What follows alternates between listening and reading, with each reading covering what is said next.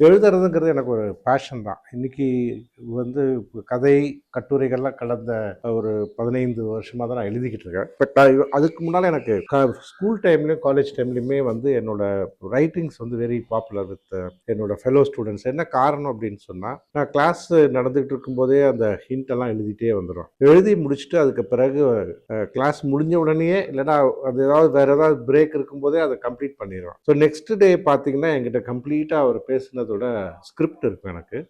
அது ஒரு பெரிய எனக்கு வந்து என்ன சொல்றது, அது ஒரு பேஷன் மாதிரி ஆயிடுச்சு. So my notes used to be very very popular during both school days as well as the college days. அவ்வளோதான். அதுக்கப்புறம் எழுதுறதுக்கு ஒன்றும் பெரிய வாய்ப்பு கிடைக்கவே இல்லை.